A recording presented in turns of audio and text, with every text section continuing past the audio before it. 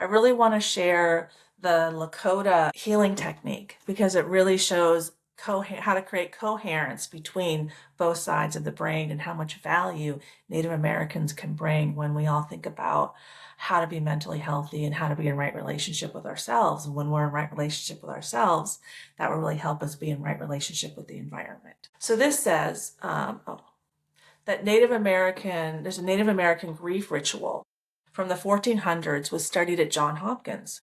It processed trauma 6 times faster than talk therapy. Why? Talk therapy engages communication, that's a right brain activity, but there's no action associated with it. So there's the lack of coherence and the lack of progress.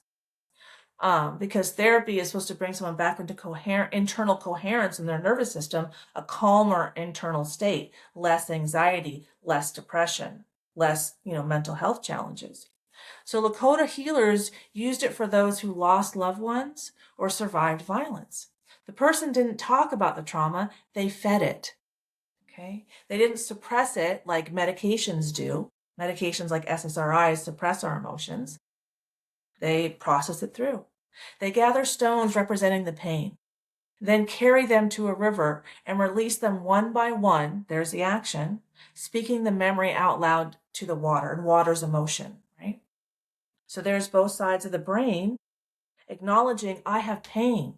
I'm handling this pain. I'm going to learn from this pain. The final stone was kept as a reminder that grief was witnessed, not erased.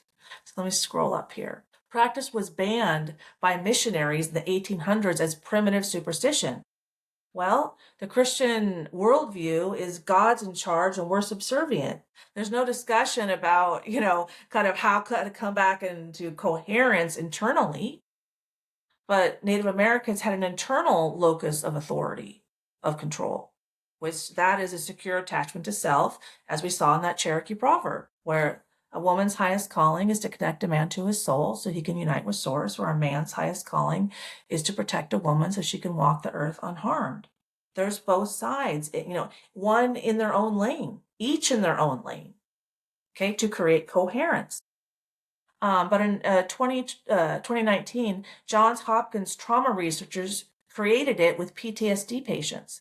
They found the physical act of releasing objects while verbalizing trauma engages both hemispheres of the brain, something talk therapy alone doesn't achieve. Results after 6 sessions. PTSD symptoms reduction by 73%. Intrusive thoughts decreased by 81%.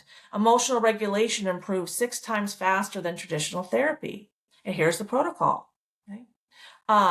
Modern adaptation. Gather small objects. Each object represents one painful memory or feeling. Go to a natural setting. And why a natural setting? I'll share one more video with you after this about why it's so important to connect to earth, okay? And why nature is so important and how it helps balance our hearts, okay? Which is, we'll get into that in the next section. But hold each object, speak the memory out loud, release it physically, and keep one object as a witness.